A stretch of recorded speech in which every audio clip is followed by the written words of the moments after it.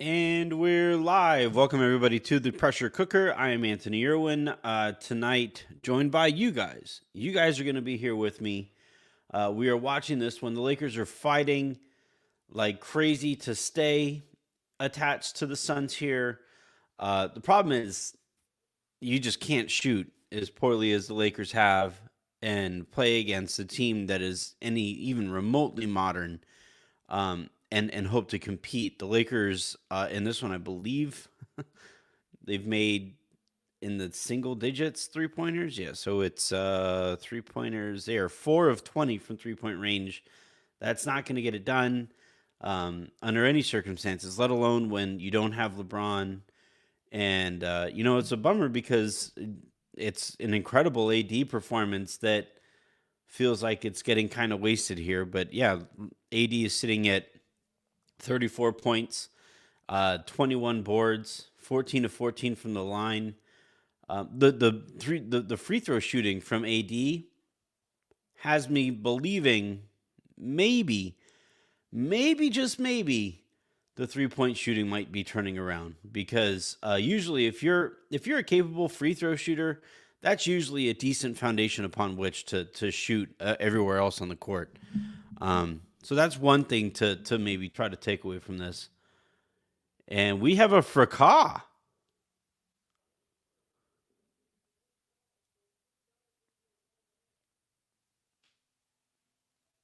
I looked away at the absolute wrong time.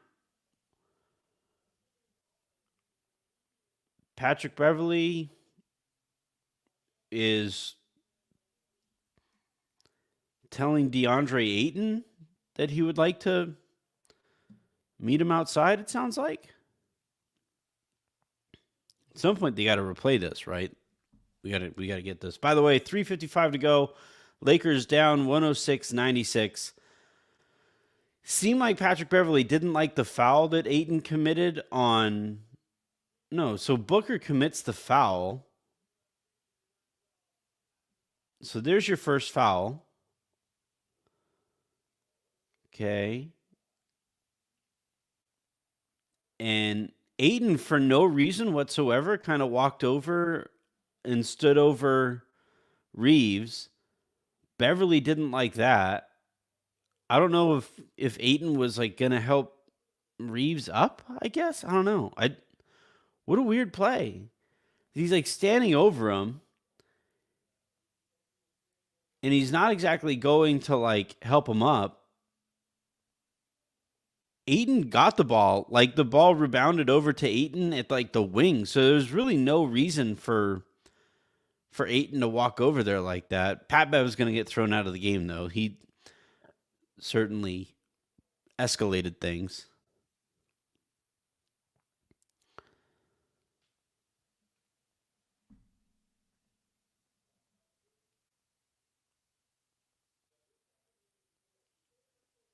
And then Ayton.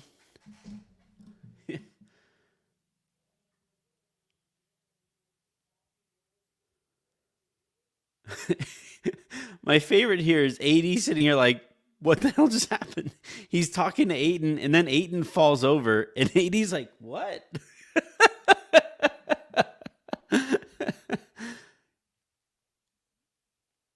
Yeah, I would like if they could go all the way back to when Ayton gets the ball in the first place. He gets the ball like the left wing and then walks over and stands over Reeves for some reason.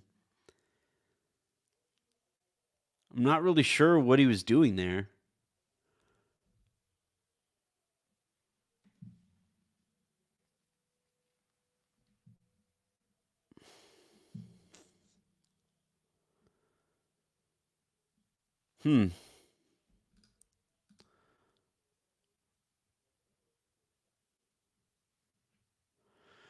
I guess while we're just kind of sitting around, Vic asks, did you hear the broadcaster say the Lakers are one of the tallest teams in the NBA? How is that possible with all of our guards?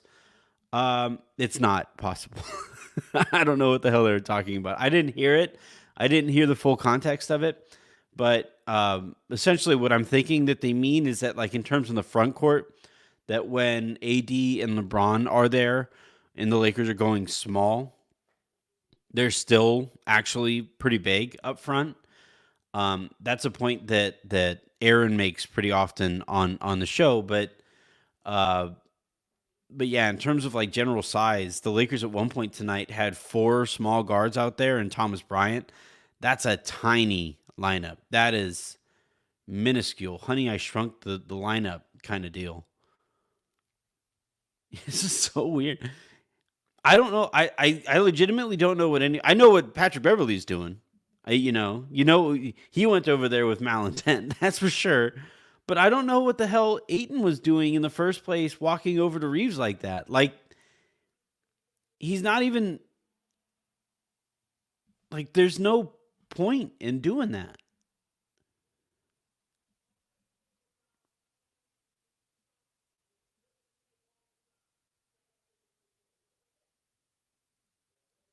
All right, so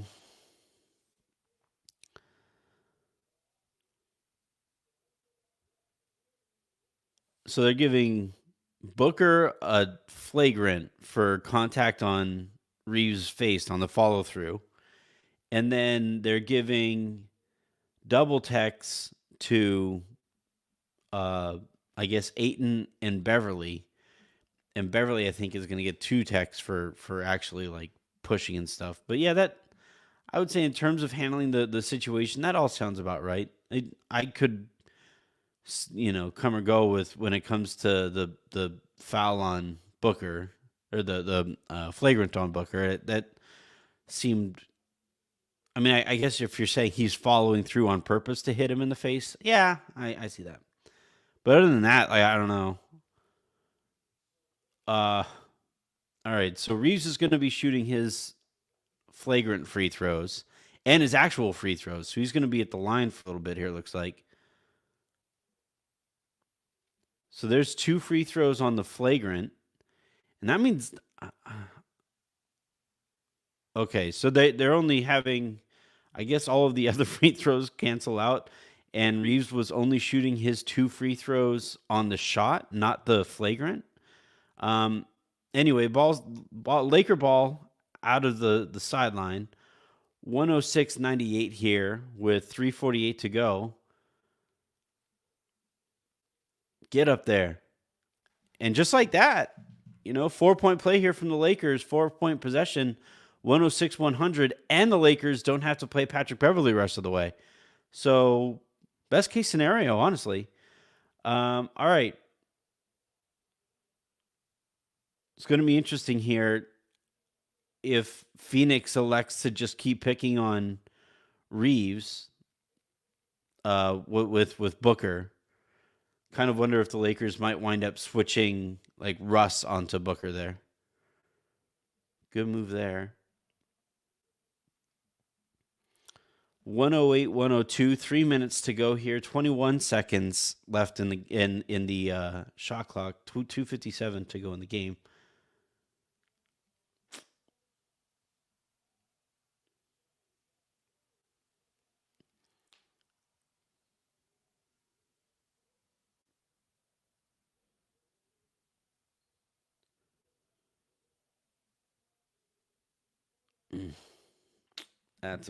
That's a tough miss.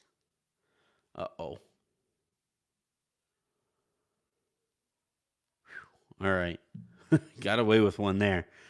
110-102. Man, that Washington 3 made me nervous, but still could pull this thing off if the Lakers play perfect here the rest of the way. They need somebody to hit an open 3. Phoenix has 2-3 guys in the paint for all of these pick and rolls, and they're daring somebody else to knock down a 3-pointer from the Lakers, and for good reason, right? The Lakers on the night are still sitting at 4 of 20 from 3-point range. Phoenix is sitting at 15 of 32 from 3-point range. You're just not going to win very often when you're shooting like that. But sorry, Vic. But yeah, I guess to put a bow on that answer, they're technically big up front when they want to go small, but they're so small everywhere else that it gets kind of wiped out the concept of size there kind of gets wiped out. Give me your guys' questions. Yeah, I agree, Alex. Can't shoot. And it's, the in terms of, you look at the other numbers here, right? Lakers are 28 of 31 from the free throw line. That's great to see, compared to Phoenix's 3 of 5. So that's a massive advantage in for the Lakers there. And then, field goal percentage, the Lakers are sitting at 42.7%. Not terrible, not great, but not terrible.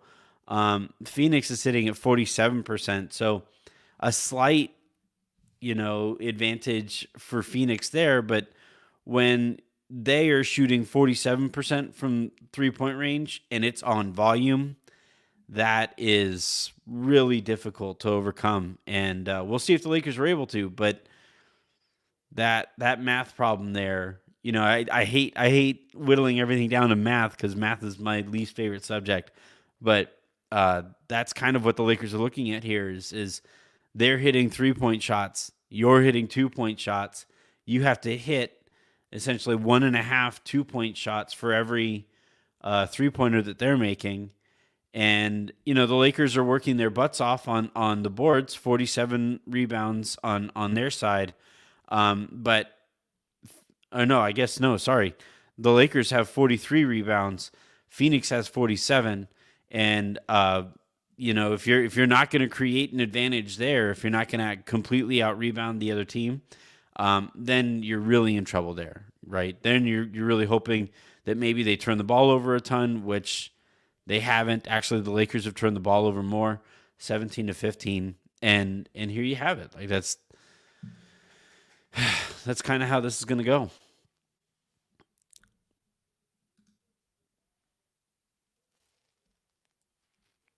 Overall, though, look, it's too late in the season, and the Lakers' record isn't at a place where you can count moral victories. All that said, though, competing like this is a step in the right direction compared to how games like this would have gone with last year's Lakers team, where last year's Lakers team was just right from the get-go. You could tell nobody was really interested in competing. This one the Lakers have. There's 2 minutes to go here, 2:20 to go, 110-102 as play resumes. And the Lakers are still kind of sort of in it. Short-ish.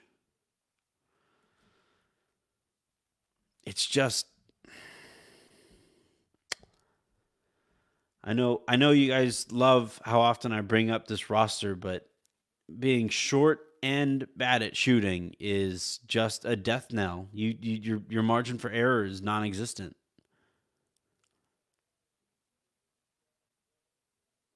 And then Phoenix makes a 3, 113-102, and that will probably just about do it. Unless the Lakers just magically start draining everything that they take.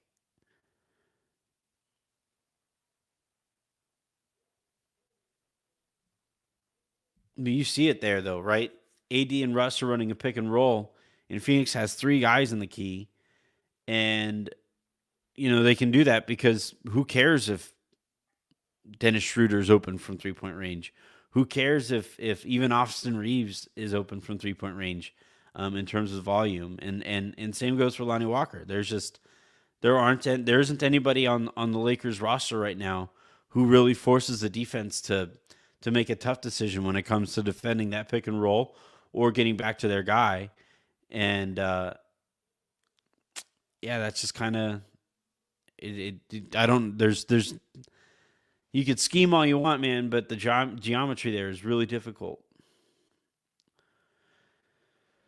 AD finally missed a free throw. That's too bad. 113-102. Look at that game, though. 36-21. AD's free throw stroke looks pretty, though. It looks like the kind of thing that should be replicable. Should be the kind of thing that you can maybe, repeat from range. He's certainly strong enough to repeat it from range. Oh, volleyball. Yep.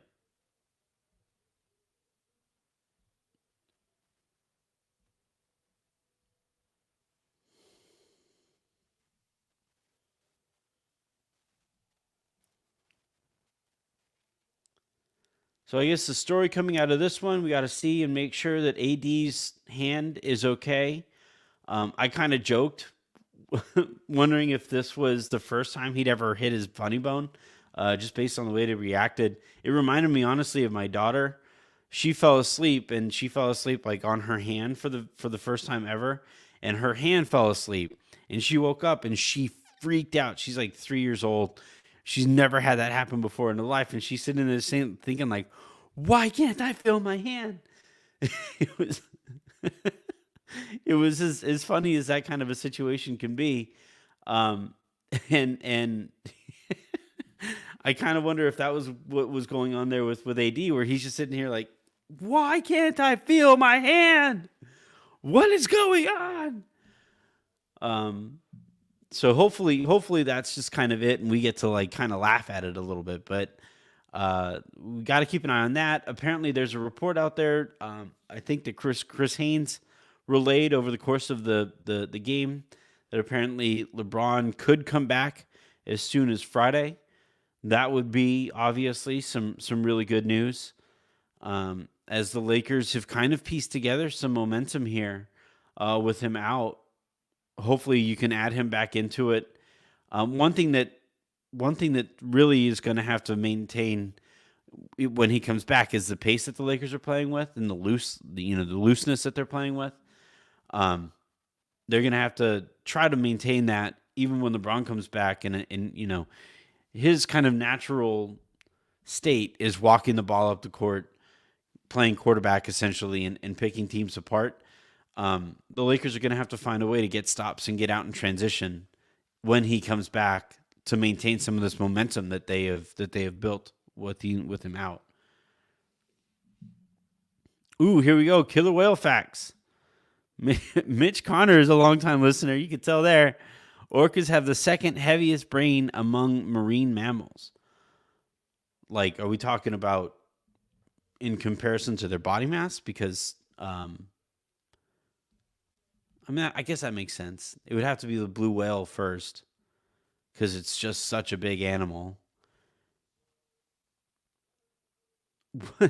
Oh, Booker got his coach to challenge.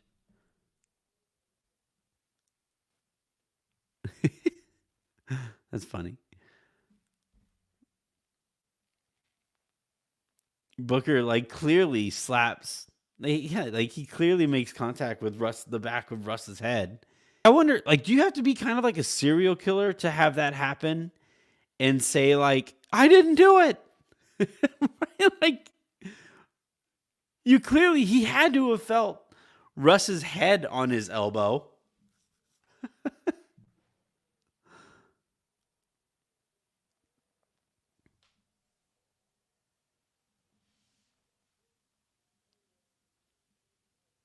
Yeah, sperm is up there too. Sperm. Take that out of context. But yeah, the sperm whale is probably up there too. I don't think they're quite as smart. We just don't know much about the sperm whale. They spend so much time so deep underwater that there's just a lot that we will never know about them. All right, 43 seconds to go here on National Geographic / The Pressure Cooker. Dennis Schroeder for 3, short. It turns out that one season in OKC was a vast outlier for him. He shot nearly 40% from three-point range. Hasn't sniffed that kind of average since. 35.8 to go. Lakers down 115-105. They are on their way to their 11th loss. They will fall to 5-11 here. And like Haynes kind of said earlier, maybe get LeBron back on Friday. Then you're trying to wrap up the season here. I got to look here at the Lakers' schedule. So they play. Everybody has Thanksgiving off, so they play in San Antonio on Friday and Saturday. Those have to be 2 wins, and then you can maybe 7-11 with 2 games to go before that 20-game mark that apparently the Lakers were waiting for. before they make a trade. And then so they go twice against San Antonio, Friday and Saturday. And then Monday is against Indiana. And then they wrap up the month with Portland.